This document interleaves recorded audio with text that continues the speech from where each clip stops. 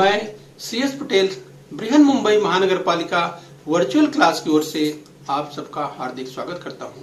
बच्चों, वैश्विक महामारी के चलते इस वर्ष पठन पाठन का कार्यक्रम प्रभावित हो रहा है। ऐसे में हमारी बृहन मुंबई महानगर पालिका ने प्रत्येक विद्यार्थी तक ऑनलाइन शिक्षण पहुंचाने की व्यवस्था की है।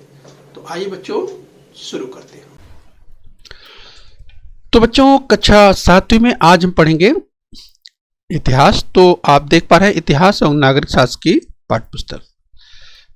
तो बच्चों, आज का विषय है इतिहास इन हिस्ट्री, जिसमें आज हम देखने वाले हैं नवा पाठ मराठों का स्वतंत्रता युद्ध भाग 3 the Maratha war of independence part 3 हम देखने वाले हैं।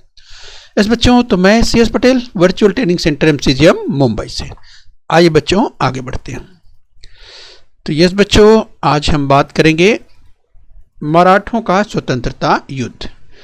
तो चलिए बच्चों, हम थोड़ा सा रिवाइज करते हुए आगे बढ़ेंगे। हमने पार्ट 1 और पार्ट 2 पढ़ लिया है। यस बच्चों, पार्ट 1 और 2 में हमने देखा था यस बच्चों छत्रपति संभाजी महाराज के बारे में।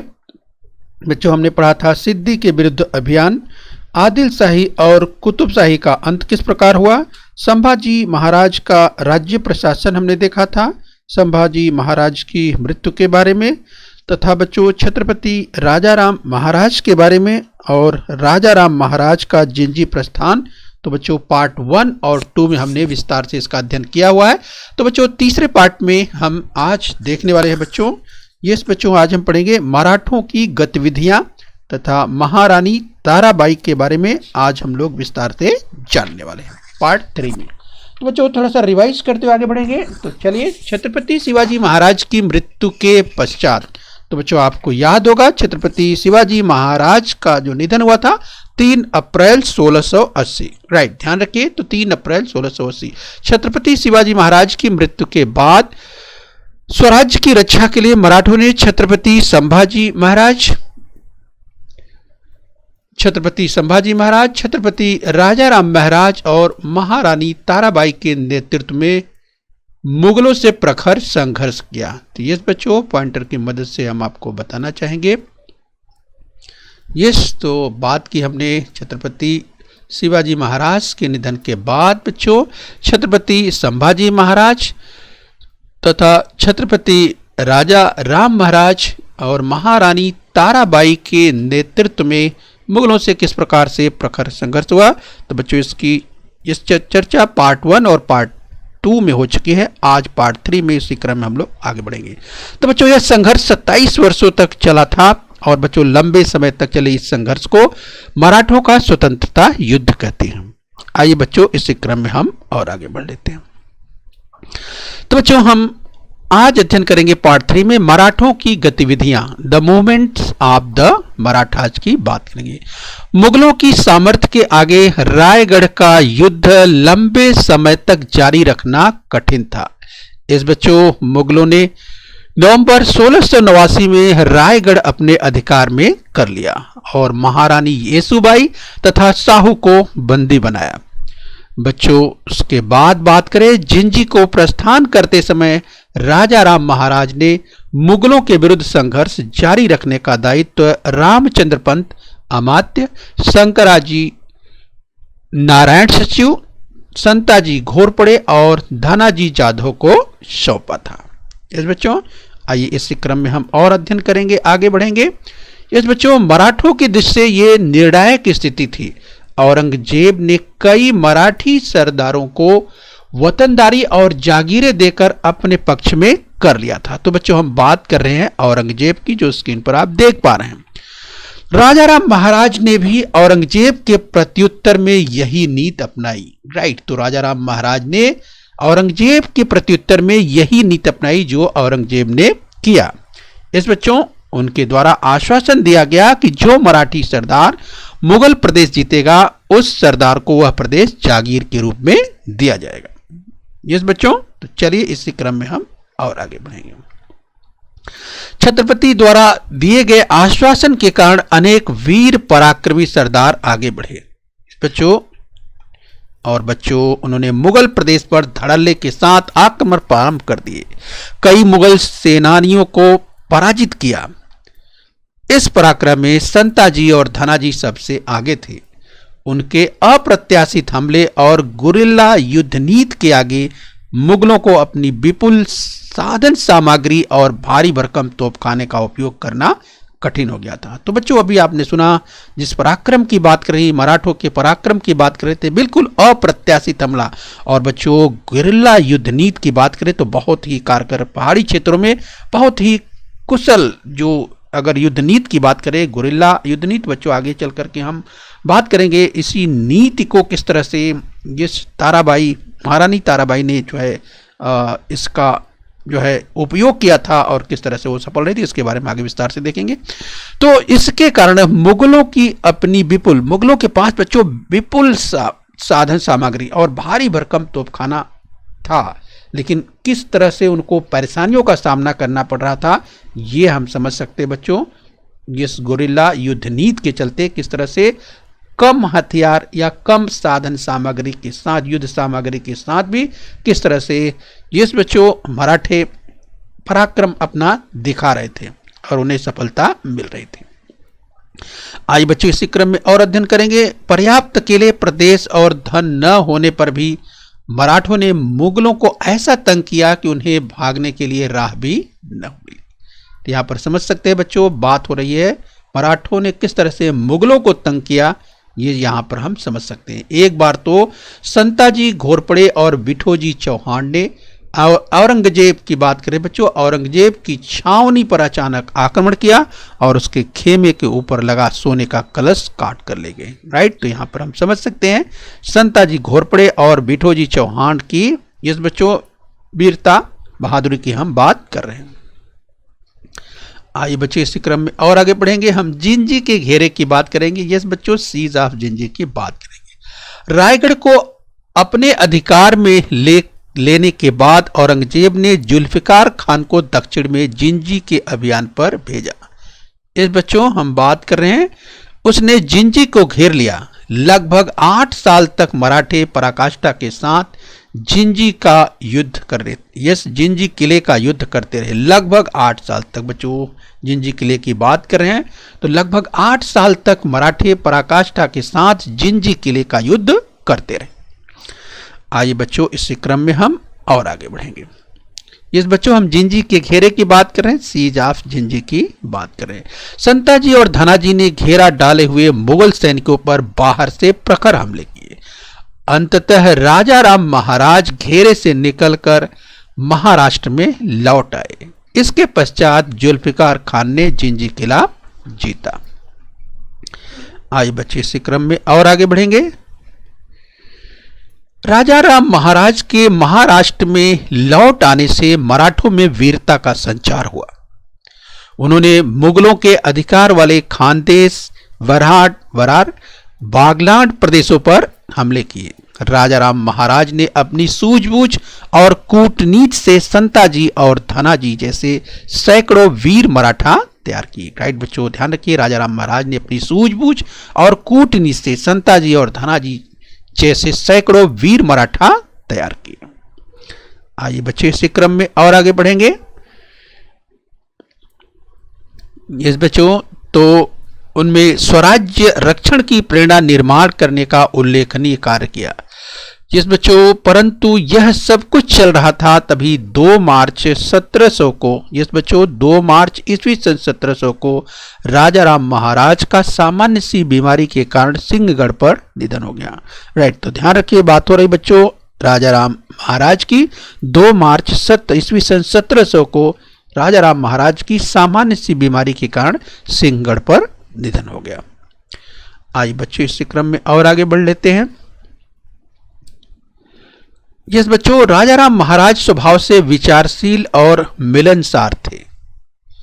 इस बच्चों मराठी राज्य के सभी पराक्रमी वीरों को उन्होंने एक सूत्र में बांधा, उनमें एकता निर्माण की और चेतना फूंकी। तो बच्चों हम बात कर रहे हैं छत्रपति राजा राम महाराज की।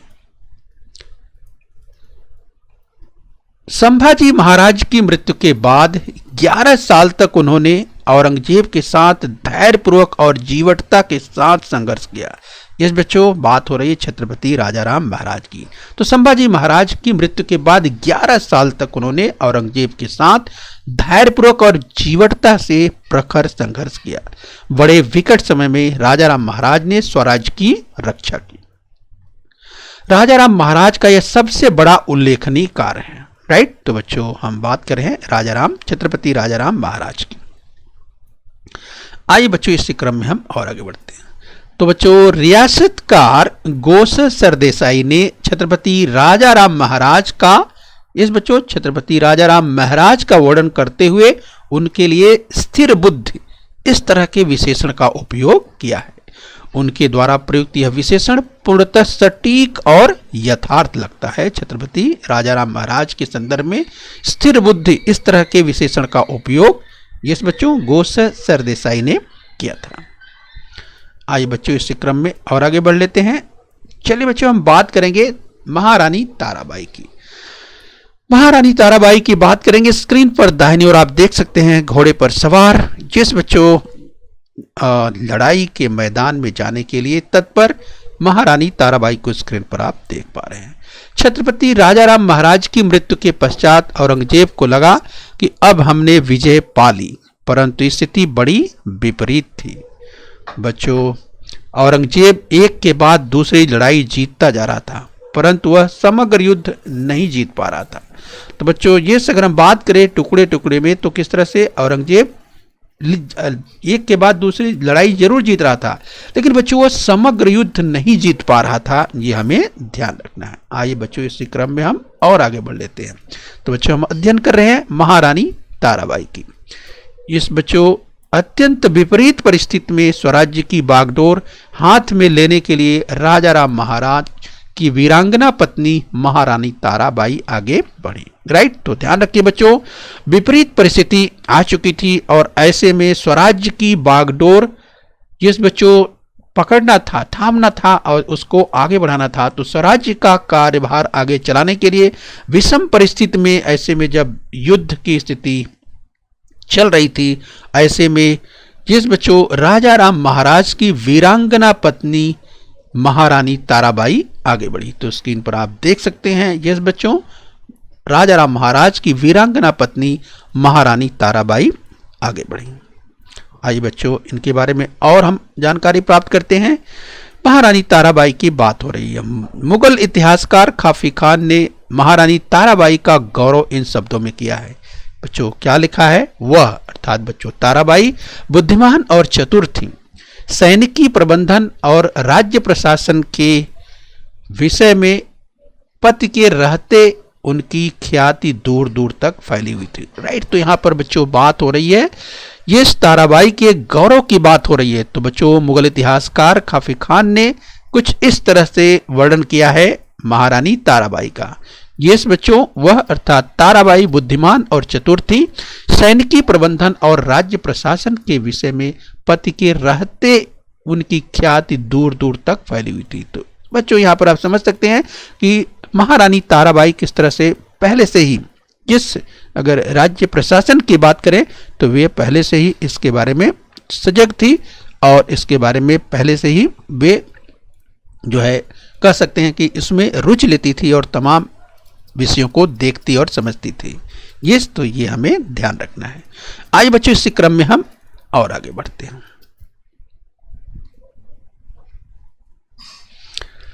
इस बच्चों हम महारानी ताराबाई के बारे में अध्ययन करें। छत्रपति राजाराम महाराज की मृत्यु के पश्चात महारानी ताराबाई ने अपने सरदारों की सहायता से अति प्रतिकूल स्थिति में स्वतंत्रता युद्ध को पूरे प्रयास से जारी रखा। यस बच्चों यहाँ हम समझ सकते हैं कि परिस्थितियां बिल्कुल विपरीत हो चुकी थी जिस छत्रपति राजाराम महाराज की मृत्यु के बाद। जिस बच्चों विपरीत परिस्थिति में भी महारानी ताराबाई ने जिस अपने सरदारों की सहायता से अति प्रतिकूल परिस्थिति में स्वतंत्रता युद्ध को पूरे प्रयास से जारी रखा, ये हमें ध्यान रखना है। बच्चों औरंगजेब ने मराठों के प्रदेश सातारा पन्हाड़ा जीत लिए तो मराठे मुगलों के मध्य प्रदेश और गुजरात तक बढ़ गए, राइट। तो यहाँ पर आप समझ सकते हैं कि औरंगजेब ने मराठों के प्रदेश सातारा पन्हाड़ा जीत लिए तो मराठे मुगलों के मध्य प्रदेश गुजरात तक बढ़ गए। तो यहाँ हमें ध्यान रखना है। आइए बच्चों, इसी क्रम में हम और आगे बढ़ते हैं। इस बच्चों हम बात कर रहे हैं महारानी ताराबाई के पराक्रम की बात कर रहे हैं। ताराबाई ने युद्ध क्षेत्र को फैला दिया। कृष्णाजी सावंत, खंडेराव दाभोड़े, धनाजी जाधव, नेमाजी शिंदे जैसे सरदार महाराष्ट्र के बाहर मुगलों के साथ संघर्ष करने लगे। राइट, तो यहां पर आप समझ सकते हैं किस तरह से ताराबाई ने युद्ध क्षेत्र को फैला दिया। कृष्णाजी सावंत, खंडेराव दाभाड़े, धनाजी जाधव, नेमाजी शिंदे जैसे सरदार महाराष्ट्र के बाहर मुगलों के साथ संघर्ष करने लगे। और बच्चों, यह युद्ध का पलड़ा बदलते जाने का संकेत था कि किस तरह से युद्ध का पलड़ा अब बदलता जा रहा था। तो यहां पर पराक्रम की बात हो रही है। इस बच्चों मराठों के पराक्रम की बात हो रही है। हम बात करें बच्चों महारानी ताराबाई की, तो महारानी ताराबाई ने 7 वर्ष तक संघर्ष किया और राज्य की रक्षा की। राइट, तो आप बच्चों देख सकते हैं स्वराज्य की रक्षा के लिए किस तरह से महारानी ताराबाई ने 7 वर्षों तक लगातार संघर्ष किया। इस बच्चों संपूर्ण प्रशासन को अपने नियंत्रण में लेकर सभी सरदारों को स्वराज्य के कार्य से जोड़ दिया। तो इस तरह से समझ सकते हैं बच्चों, महारानी ताराबाई के पराक्रम को हम लोग समझ सकते हैं। इस बच्चों मराठे सरदार सिरोंज, मंदसौर, मालवा तक पहुंचकर मुगलों के साथ लड़ने लगे। राइट, तो समझ सकते हैं सिरोंज, मंदसौर, मालवा तक पहुंचकर मुगलों के साथ किस तरह से लड़ने लगे थे। आइए बच्चों, इस क्रम में हम और आगे बढ़ेंगे। तो बच्चों हम मराठों के पराक्रम का अध्ययन कर रहे हैं, महारानी ताराबाई के पराक्रम का अध्ययन कर रहे हैं। काफी खान ने आगे लिखा है, क्या लिखा है बच्चों? राजा राम की पत्नी ताराबाई ने विलक्षण घमासान मचाया। इसमें उसके सैनिकी नेतृत्व और युद्ध अभियानों के प्रबंध के गुण प्रखरता से प्रकट हुए। परिणामतः मराठों के आक्रमण और युद्ध की गतिमानता दिन प्रतिदिन बढ़ती गई। राइट, तो यहां पर आप समझ सकते हैं काफी खान ने लिखा, राजा राम की पत्नी ताराबाई के विलक्षण जिस बच्चों प्रतिभा को देखते हुए जो युद्ध का संचालन कर रही थी, तो राजा राम की पत्नी ताराबाई ने विलक्षण घमासान मचाया। इसमें उसके सैनिकी नेतृत्व और युद्ध अभियानों के प्रबंध की गुण प्रखरता से प्रकट हुए। परिणाम क्या हुआ बच्चों? परिणामतः मराठों के आक्रमण और युद्ध की गतिमानता दिन प्रतिदिन बढ़ती गई। तो यहाँ पर स्पष्ट रूप से काफी खान ने लिखा है जो है कि किस तरह से सैनिकी नेतृत्व की बात की है, किस तरह से महारानी ताराबाई ने स्वराज्य की रक्षा के लिए किस तरह से जो है सैनिकी नेतृत्व किया। उसके कह सकते हैं बच्चों उनके इस तरह के पराक्रम, इस तरह के नियोजन, इस तरह की जो नीति की अगर बात करें, युद्ध नीति की बात करें, तो महारानी ताराबाई की युद्ध नीति की प्रशंसा काफी खान ने इन शब्दों में की है। आइए बच्चों, इस क्रम में हम और आगे बढ़ लेते हैं। इस बच्चों हम महारानी ताराबाई के पराक्रम का अध्ययन कर रहे हैं। इस प्रकार छत्रपति शिवाजी महाराज के पराक्रम और वीरता की विरासत का निर्वाह महारानी ताराबाई ने किया। राइट, तो हम जब बच्चों बात करते हैं स्वराज्य की, तो जिसे छत्रपति महाराज ने जिस बच्चों बड़े ही मेहनत से किस तरह से उसको सींचा था, आगे बढ़ाया था, और उसी कड़ी में किस तरह से महारानी ताराबाई जो है छत्रपति शिवाजी महाराज के पराक्रम और वीरता की जो विरासत थी, किस तरह से उसका निर्वाह करते हुए महारानी ताराबाई ने अपने आप को किस तरह से जिस वीरांगना होने का किस तरह से प्रमाण जो है प्रस्तुत किया। पूरी तरह से आप देख सकते हैं मराठों के आक्रामक आक्रमणों से औरंगजेब हताश हो गया। यहाँ आप समझ सकते हैं मुगल मराठों का यह संघर्ष लगातार 25 वर्षों तक चलता रहा। राइट, तो एक लंबे पीरियड तक बच्चों आप देख सकते हैं किस तरह से मुगलों के साथ ये संघर्ष जारी रहा। मराठों को पराजित करना मुगलों के लिए संभव न हुआ। ऐसी स्थिति में ईस्वी सन 1707 में औरंगजेब की अहमदनगर में मृत्यु हो गई। राइट, तो ध्यान रखिए बच्चों, ईस्वी सन 1707 में औरंगजेब की अहमदनगर में मृत्यु हो गई और उसकी मृत्यु के साथ ही मराठों का स्वतंत्रता युद्ध भी समाप्त हो गया। राइट, तो यहां पर बच्चों आपको ध्यान रखना।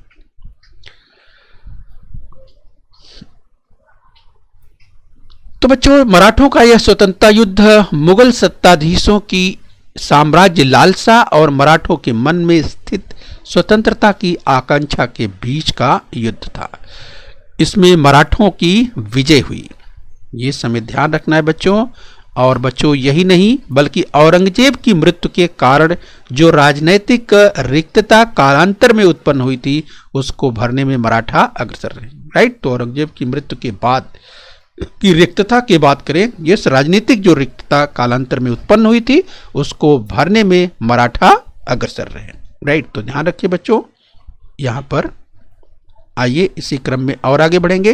मराठों ने दिल्ली के सिंहासन पर अंकुश रखते हुए लगभग संपूर्ण भारत का शासन चलाया और उसकी रक्षा भी की। परिणामतः 18वीं शताब्दी को मराठों की शताब्दी कहा जाता है। राइट, ध्यान रखिए बच्चों, जब 18वीं शताब्दी की बात आती है, 18th सेंचुरी की बात आती है, तो ये इसे मराठों की शताब्दी कहा जाता है। ये हमें ध्यान रखना है।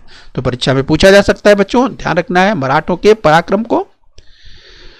बच्चों क्या आप जानते हैं ताराबाई के पराक्रम का वर्णन करते हुए शिव भारतकार परमानंद का लड़का कवि देवदत्त कहते हैं, ताराबाई राम रानी भद्रकाली कोपली दिल्ली झाली दीनवाड़ी दिल्ली साचे गेले पानी, राम रानी भद्रकाली रणरंगी कुर्दचाली प्रयत्नाची वेड़ आली मुगल हो सांभाड़ा, प्रयत्नाची वेड़ आली मुगल हो सांभाड़ा। तो बच्चों यहां आप समझ सकते हैं कि ताराबाई के पराक्रम का वर्णन किस तरह से शिव भारतकार परमानंद का लड़का कवि देवदत्त ने कहा है। बच्चों इसी संदर्भ में अगर हम बात जब महारानी ताराबाई की कर रहे हैं तो क्या आप जानते हैं महारानी ताराबाई ने गुरिल्ला, जिसे छापामार युद्ध प्रणाली कहते हैं बच्चों, ये उस युद्ध नीति को बहुत भली भांति उसका उपयोग किया था। औरंगजेब की सेना बच्चों बहुत बड़ी थी और मराठों की शक्ति उसके सामने बहुत कम थी, लेकिन बच्चों किला जीतने के लिए औरंगजेब किले को घेर लेता, जहां तक संभव है उतने समय तक मराठा किले का युद्ध लड़ते रहे। वर्षा काल समीप आते ही जताया जाता कि मानो मराठा किलेदार भेदी बन गया है। इसके बाद औरंगजेब से प्रलोभन की राश लेकर किला उसे सौंप जाता। किलेदार प्रलोभन राज को लेकर मराठी कोष में जमा कर देता। बच्चों औरंगजेब किले में अनाज, धन, गोला बारूद आदि का जैसे ही संग्रह रखता वैसे ही ताराबाई उस किले को जीत लेती। तो बच्चों यहाँ आप समझ सकते हैं ताराबाई की इस युद्ध तकनीक का वर्णन सेफ डिपॉजिट लॉकर सिस्टम के रूप में किया जाता है। तो राइट बच्चों ध्यान रखिए, ताराबाई की जो युद्ध नीति थी उसको बहुत ही सेफ डिपॉजिट लॉकर सिस्टम बताया गया है, ये हमें ध्यान रखना है। तो देखा बच्चों किस तरह से जो है महारानी ताराबाई के बारे में आपने सुना। चलिए बच्चों स्क्रीन पर आप देख सकते हैं भोसले घराने की वंशावली जो है, यहाँ पर आप देखिए बच्चों मालोजी, ये देखिए, इसके बाद शाहजी राजे और इसके बाद यहाँ पर देखिए संभाजी, छत्रपति शिवाजी महाराज और बैंको जी। इसके बाद आप देखिए बच्चों यहाँ पर आप देख सकते हैं तो एरो तीर का निशान ध्यान देखिए छत्रपति संभाजी महाराज, यहाँ पर देखिए छत्रपति राजाराम महाराज। फिर इसके बाद बच्चों यहाँ देखिए छत्रपति साहू महाराज, इस बच्चों इसके बाद यहाँ छत्रपति शिवाजी ताराबाई पुत्र। राइट, इसके बाद यहाँ देखिए छत्रपति संभाजी राजसबाई पुत्र। ये बच्चों यहाँ देखिए छत्रपति राम राजा दत्तक ईस्वी सन, यहाँ पर देख सकते हैं 1750 से 1777। और यहाँ देखिए ये बच्चों राम राजा सातारा गद्दी को दत्तक, इस रूप में समझ सकते हैं। तो बच्चों इसे विस्तार से भी आप देख सकते हैं, आपकी पाठ्य पुस्तक में पृष्ठ क्रमांक 42 पर आप इसे विस्तार से देख सकते हैं। चलिए बच्चों इस क्रम में और आगे बढ़ लेते हैं। यस बच्चों तो हम अभ्यास करेंगे पार्ट 3 को भी हमने पूरा कर लिया, हमने इस पाठ को पूरा कर लिया है, तो आइए हम अभ्यास कर लेते हैं। तो चलिए बच्चों सत्य या असत्य बताना है। कथन आपके सामने स्क्रीन पर ये रहा। संताजी और धनाजी के अप्रत्याशित हमले और गुरिल्ला युद्ध नीति के आगे मुगलों को अपनी विपुल साधन सामग्री और भारी भरकम तोपखाने का उपयोग करना कठिन हो गया था। तो क्या ये कथन सत्य है बच्चों? इसकी चर्चा हमने की थी, मुझे लगता है आपको याद आ रहा होगा। राइट, तो चलिए बताइए, अपना उत्तर टैली कीजिए, क्या ये कथन सत्य है? यस बच्चों आपने उत्तर दे दिया होगा, ये कथन बिल्कुल सत्य है। आज बच्चों इसी क्रम में आगे बढ़ेंगे। तो आपके सामने स्क्रीन पर एक और कथन है, ध्यान से देखिए कथन सत्य है या असत्य है। और बच्चों अगर कथन असत्य है तो इसे सत्य करके आपको ये लिखना भी है। राइट, ध्यान रखिए। तो चलिए बच्चों, छत्रपति राजाराम महाराज की मृत्यु के पश्चात महारानी ताराबाई ने अपने सरदारों की सहायता से अति प्रतिकूल स्थिति में स्वतंत्रता युद्ध को पूरे प्रयास से जारी रखा। तो क्या यह कथन सत्य है? कि छत्रपति राजाराम महाराज की मृत्यु के बाद महारानी ताराबाई ने नेतृत्व को संभाल लिया। तो क्या यह कथन सत्य है? याद कीजिए, प्रतिकूल स्थिति में स्वतंत्रता युद्ध को पूरे प्रयास से जारी रखा।